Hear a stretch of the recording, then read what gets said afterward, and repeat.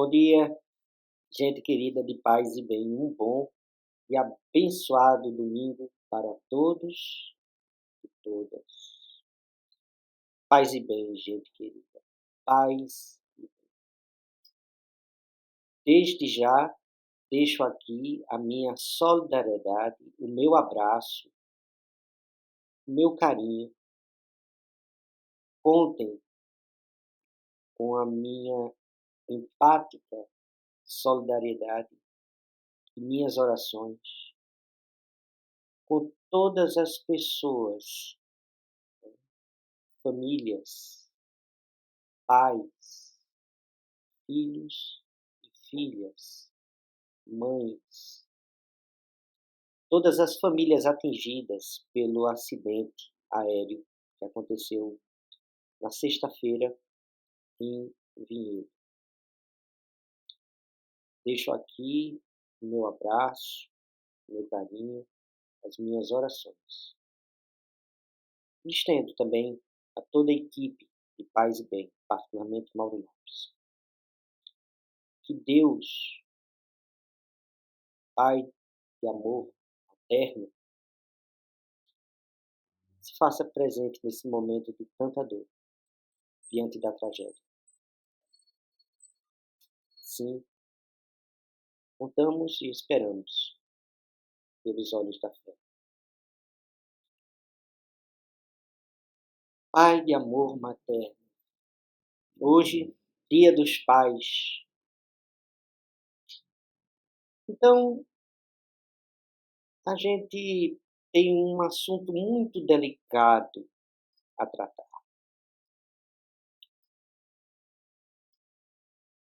que é o tema da paternidade. Falamos muito em Dia dos Pais, falamos nessa data comercial sobre pais, mas esquecemos propositalmente, porque isso atende ao sistema patriarcal, machista, de discutir ou conversar sobre paternidade. Isso é algo muito importante numa sociedade estruturalmente patriarcal e machista, em que a misoginia, a violência contra a mulher, se legitima a partir desses elementos constitutivos da sociedade. E aí a nossa discussão, a crítica, o pensamento crítico nos ajuda a nos reconstruirmos como sociedade, como homens e mulheres. Nesse sentido, a gente precisa ver o quanto o discurso religioso sustenta essa visão patriarcalista, patriarcal, pátrio poder, poder do homem, aí essa visão, né, visão da família tradicional, ou pelo menos assim pensada, né, como tradicional, que a gente precisa conversar e oportunizar, saindo da cilada dos presentinhos e desse jogo mercadológico capitalista. Óbvio. Então, para comemorarmos o Dia dos Pais, vamos conversar, né, sobre pai. E particularmente, aqui em Paz e Bem, sobre a questão do discurso do Deus como Pai. Deus Pai. Quando a gente fala que Deus é Pai, que imagem nos remete? Qual a imagem primeira que nos vem? Existe a visão clássica, né, consagrada na pintura, na arte, né, aquele velho senhor, né, com suas barbas brancas, o seu trono, porque assim se pensava. Mas eu gostaria de avançar mais. Que imagem a gente parte para a ideia de pai? Que imagem nós temos? Você, sim, você, que imagem de pai se tem? Não só o retrato, mas também o seu conteúdo sociocultural, psicológico.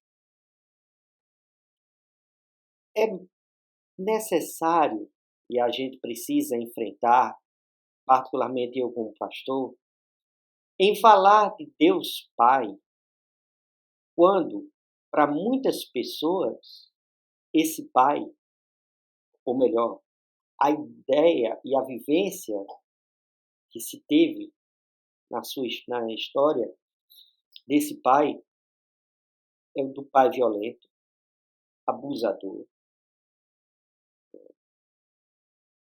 é do pai extremamente brutal,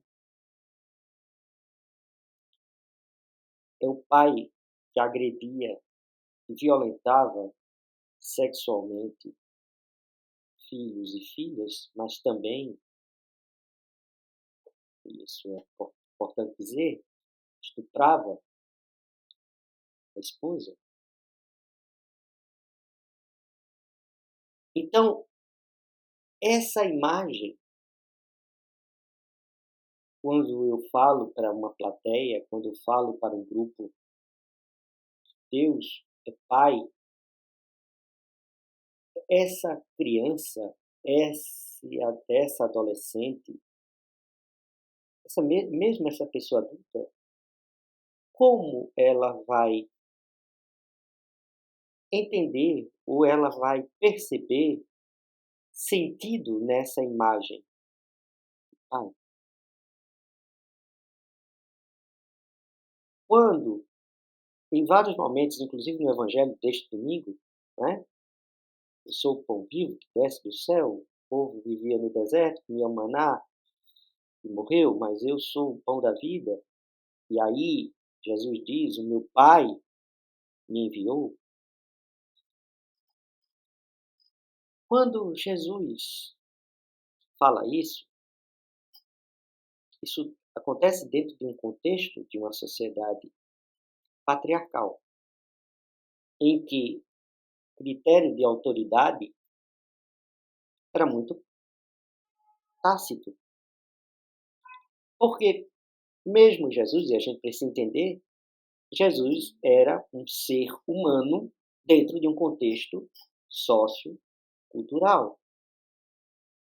Ele não é uma figura atemporal, e a gente precisa compreender. E mais ainda, esse discurso de Jesus está no Evangelho de João, que por sua vez é um evangelho tardio e que nasce dentro de um contexto sociocultural helênico, helenizado, na verdade. Então, são questões todas que a gente precisa ter diante de nós. Que essa visão de Deus Pai também é uma construção. E que aquela época, e é preciso que se diga, era altamente subversivo. Porque dizer que Deus é Pai em Jesus criava um elemento de subversão da ordem do discurso religioso. Porque ao dizer que Deus é Pai e Ele é Filho, consequentemente, criava um contexto de filiação e de intimidade extremamente explosivo. era um curto-circuito cultural. A pergunta que eu faço: faz sentido discutir, ou melhor, falar sobre Deus Pai hoje?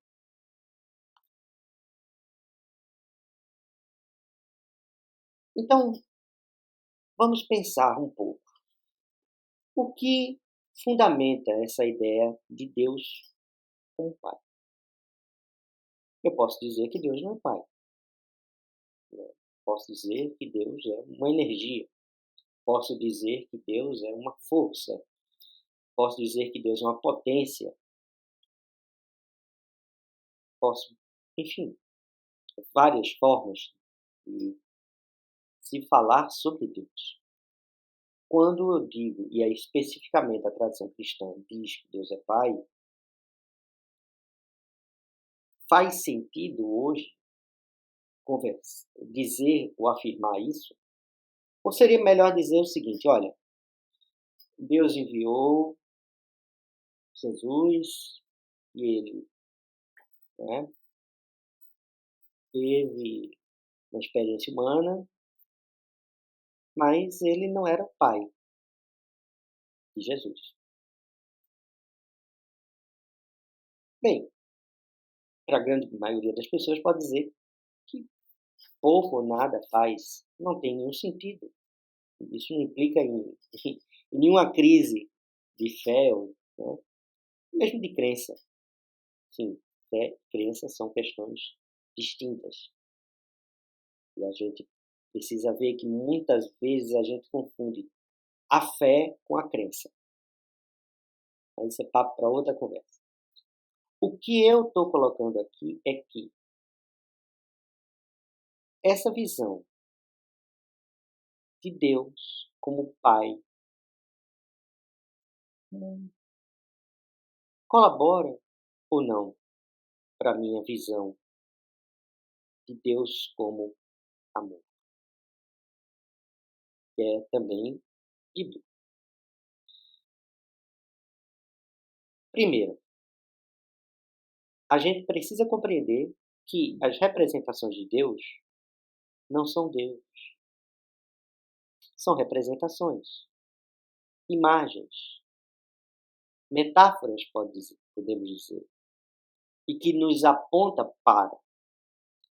Se a gente pensar em Deus Pai como um patriarca absolutista, senhor da vida e da morte dos seus filhos e de sua esposa, e que por isso usa e abusa, né, dos seus filhos e filhas, assim também como de sua esposa, né?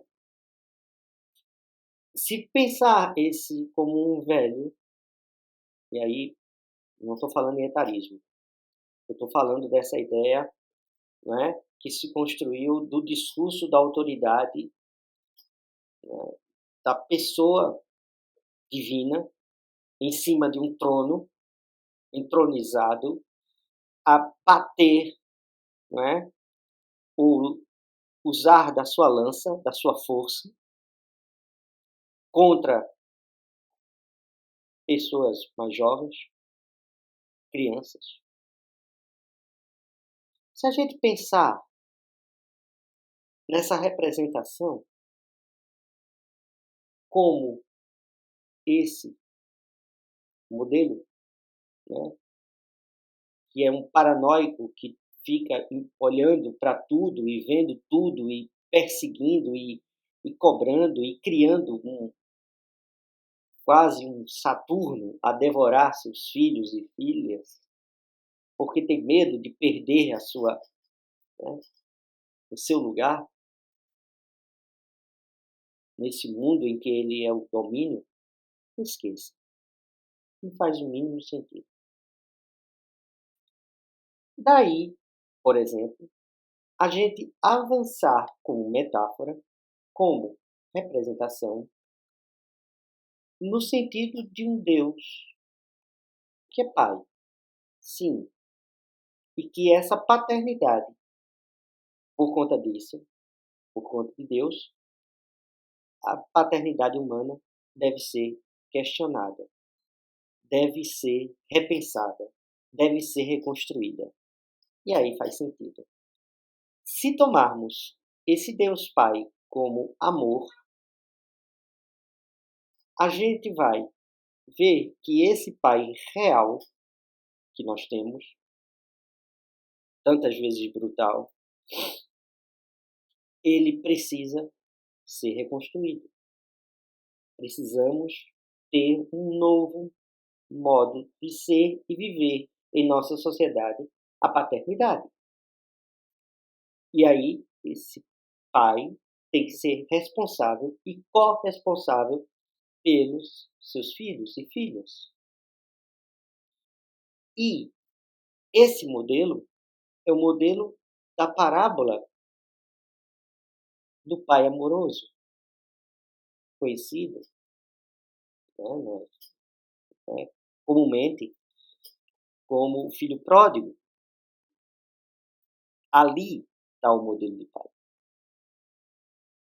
Ali está o apontar da construção de uma nova paternidade. Esse era o pai de Jesus. Então faz sentido.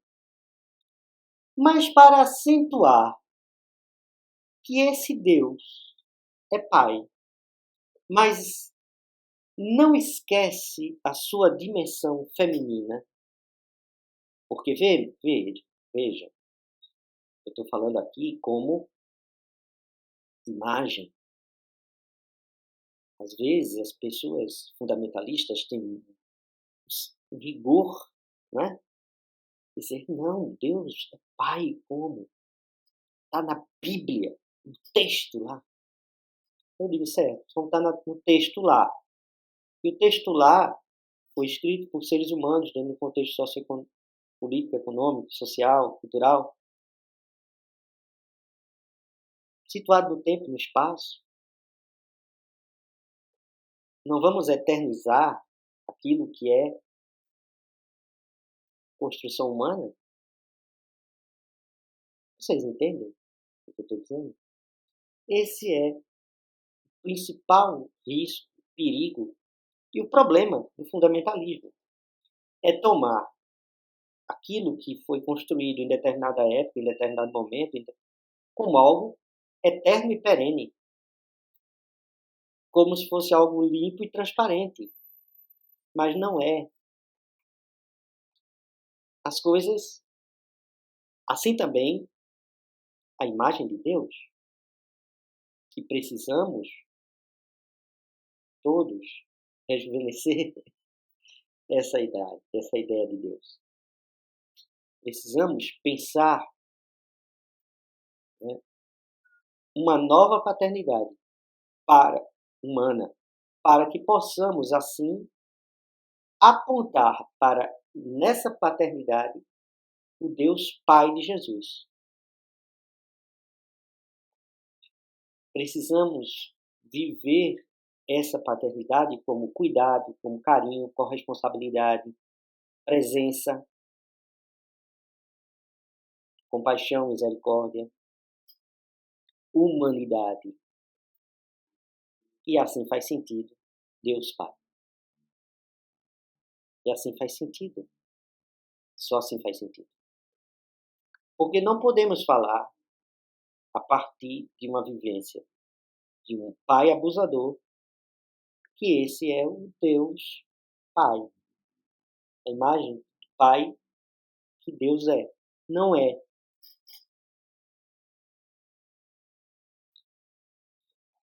A gente precisa compreender que as tradições, todas elas, não existe exceção, sem exceção, todas acontecem dentro do tempo e do espaço. A espiritualidade não acontece no vazio, não acontece no abstrato, numa ideia eterna. Todas as tradições, todas as espiritualidades, todas acontecem dentro de uma cultura.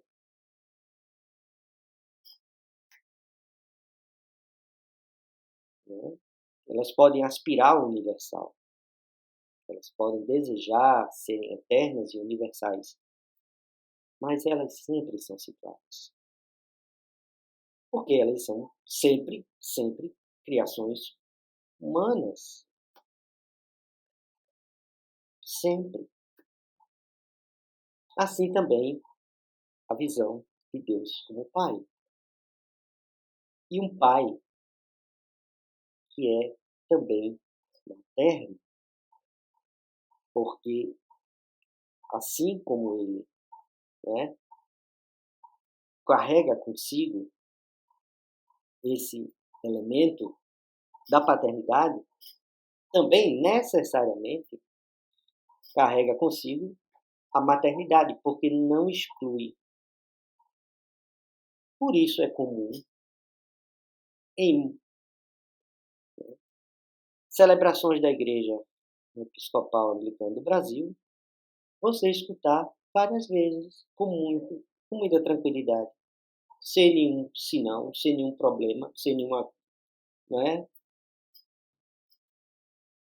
a expressão Deus Pai materno, o Deus Pai de amor materno. Porque Deus, ele incorpora não só a sua paternidade, mas também a sua maternidade. Isso é uma invenção nova? Não, é muito antiga. Juliane Norwich, uma medieval, uma mística, falava que, né, Deus era mãe. Isso não é nenhum escândalo. Estou falando de Idade Média, gente. Juliane Norwich, santa para católicos romanos e para anglicanos, episcopais. Sim, uma santa.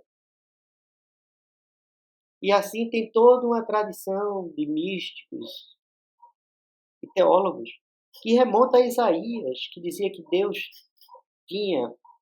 nos alimentava em seu seio, né, com leite. Bem, ao que consta, as mulheres amamentam, as mães amamentam seus filhos. Se Deus amamenta, é porque ele também tem a sua maternidade, ou a sua dimensão materna. Porque isso também é uma representação. Isso é uma imagem. E não deve nos escandalizar. Então, sim, faz sentido falar de Deus Pai e de amor materno, desde que seja Deus Pai que é amor. E que, sendo assim, questiona a paternidade vigente na sociedade patriarcal, machista, misógina em que vivemos. Sejamos todos e todas pessoas que assumem, incorporam essa paternidade amorosa, assim como também essa maternidade amorosa. Porque todos nós, homens e mulheres, somos constituídos dessa totalidade. Nós somos inteiros, não pela metade. Não isso ou aquilo, mas isso e aquilo também. Só assim somos pessoas inteiras e saudáveis. E podemos vivenciar dessa forma uma espiritualidade madura. São provocações. São reflexões que eu lanço na nossa roda de conversa. Se você gostou, dê o seu like, compartilhe nas redes sociais, se inscreva se não é inscrito. Se você puder e quiser, nos ajude, faça a sua assinatura solidária. Tá bom? Pois bem, eu dedico também, né, no início, dediquei as minhas orações, a minha solidariedade a todos os pais que perderam seus filhos, filhas, essa tragédia, né, que aconteceu no avião em Vinhedo. Todos os filhos e filhas que perderam seus pais, todos que perderam mães, filhas, enfim, toda a família que agora está enlutada. Mais uma vez, a minha solidariedade, a compaixão, a empatia, né? Que Deus, Pai Eterno, possa, de uma forma misteriosa, através dos braços, do abraço, da presença, se fazer presente na vida de cada um e cada uma. E digo a todos os pais esse programa, de forma especial ao meu amigo Ângelo, né? Companheiro de Jaissa, ao Ângelo, pai da Carol, o meu carinho, né? Ele é um pai amoroso.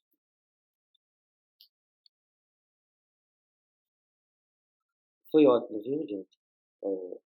As bodas, né? Os 25 anos da nossa amiga Jaissa. Deixo publicamente o meu muito obrigado pelo convite, pela oportunidade de vivenciar aquele momento tão mágico, né? Realmente emocionante, emocionante.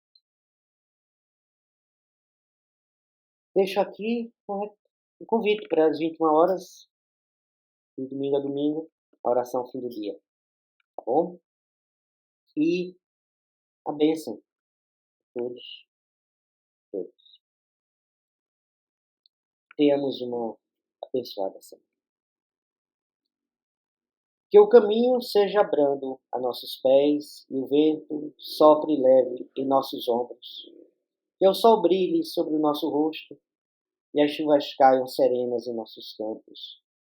E até que nos vejamos novamente, que Deus nos guarde na palma da sua mão. E a bênção de Deus onipotente, Pai, Filho e Espírito Santo, seja conosco e conosco habite eternamente. Amém. Um abençoado domingo, gente. Até o próximo.